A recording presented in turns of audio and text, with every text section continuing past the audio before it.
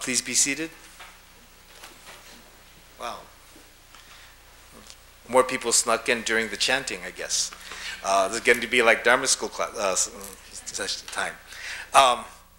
Good morning, and one of the things that, has always struck me is how different things could mean different, the same phrase could mean different things at different times.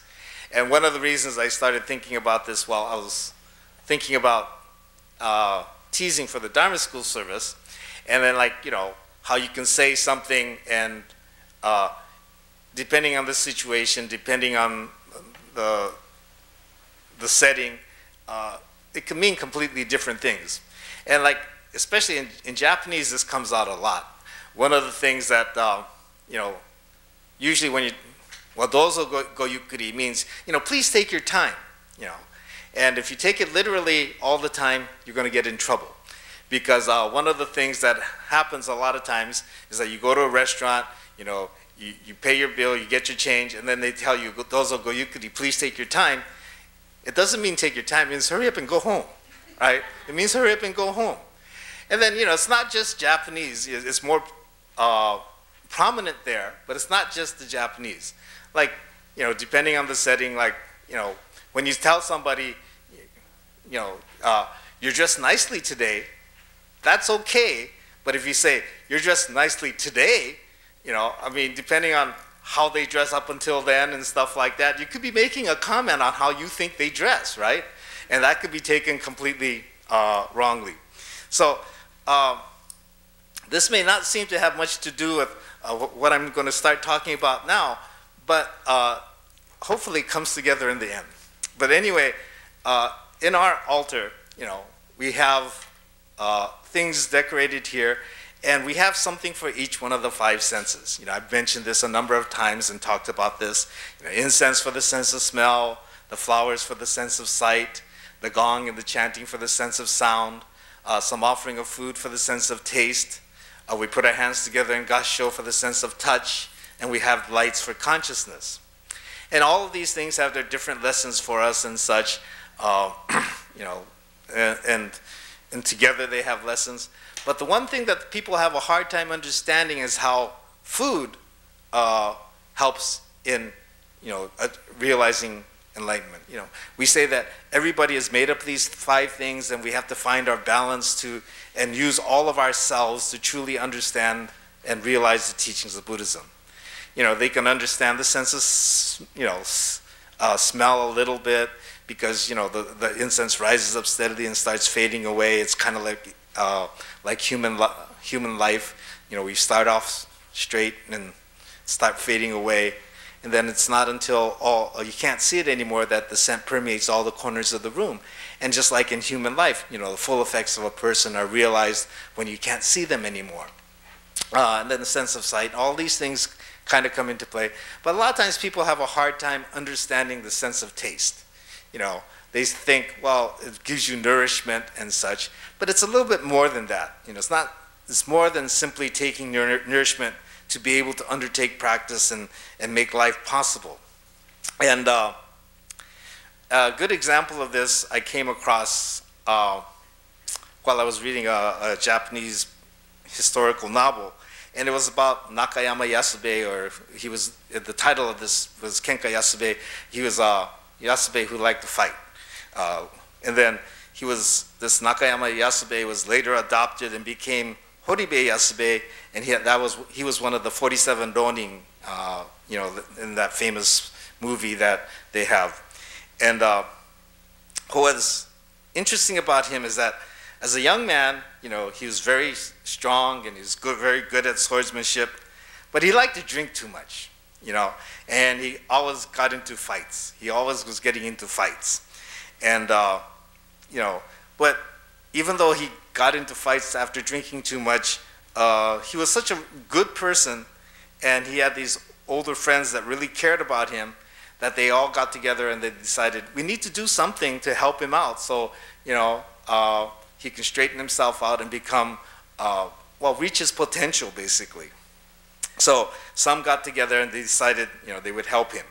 And what they did was they took him to a Zen temple. And you know, he knew that these friends were, you know, cared about him and were thinking of finding the best thing for him to do. So he went along, but he was very wary about what was going to happen. He had no idea what to expect. And you know, when he got there, he was taken to a room and he was made to wait, you know, given tea and stuff, and he was just wondering, what's going to happen? What's going to happen? Then he goes in, called into the head monk's room, and then he has a feast laid out for him. And the first thing he did was poured him some sake. And he said, oh, he drank and said, oh, this is good. This is going to be all right. So he ate and drank until he passed out that night.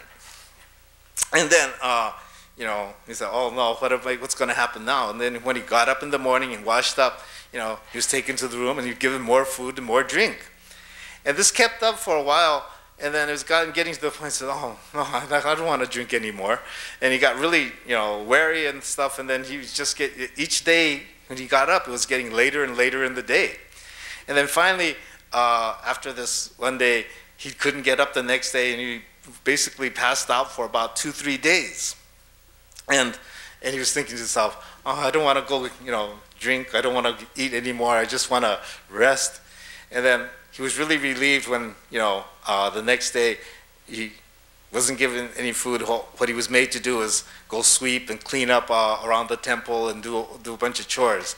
And this kept up for a while, and only food he got was like miso soup and rice and some vegetables. But he, you know, enjoyed that. And he was getting healthier and, you know, and stronger and such. And, you know, he kept this up. And then while he was cleaning and such, it got to the point where he said, gee, I'd really like to have some sake today. You know, I really enjoy having some sake. And, you know, he really started thinking about this and wanting some. But then he thought, well, this might not be good for me, so he kept on cleaning and doing all these things. And after a few more days, you know, he was called into the head monk's room, and again, there was a feast laid out for him. Then he was given a sake cup, and he was poured some sake. And, you know, he was told to drink, and he took a sip, and it tasted so good. You know, it tasted so good. And that, you know, he just showed that in his expression. And then what the head monk told him at that time is, don't ever forget that flavor.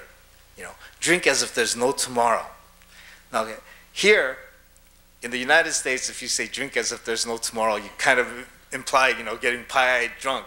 But what he meant here, right? What he meant here was that think of all those causes and conditions that led up to that sake cup tasting the way it did. How come it, you know, think about why it tasted so good. Think about all the things that he had done.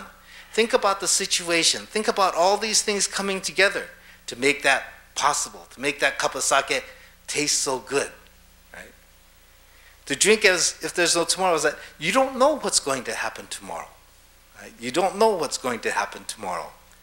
So you have to fully enjoy and realize all the causes and conditions that come together to make that what it is. And not just the sake tasting so good and drinking as if there's no tomorrow, right?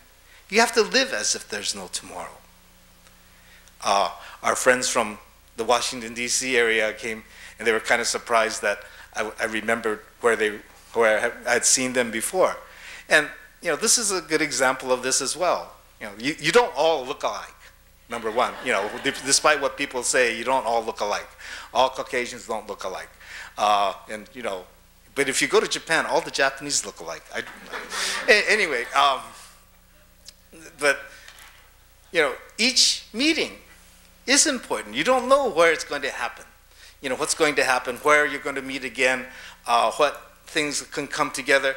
So as much as possible, you know, you have to try to fully enjoy what's happening that moment.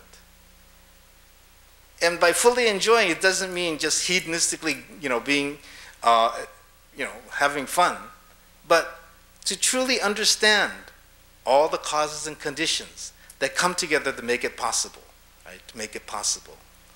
You have to try to live that moment fully, because you don't know what it can lead to.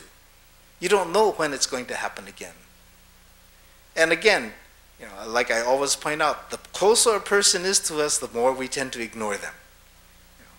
And it's because we're close. But these are the people that really mean the most to us. And we should really listen. We should really look. We should really experience life together using all of these senses. Right? And this is what we need to do. I mean, I keep saying this, but I don't do it. I don't do it all the time, and it's very difficult to do. I remember people's faces. I can't remember names, right? But to remember that you experienced something together is the part that's important, right? The fact that you experienced something together and you were able to share a moment of life. So we too have to live as if there's no tomorrow. Right? To drink as if there's no tomorrow. To eat as if there's no tomorrow. To share life as if there's no tomorrow. And again, this doesn't mean taking it to the extreme, but to truly understand and appreciate everything that came together to make it all possible. Okay, thank you.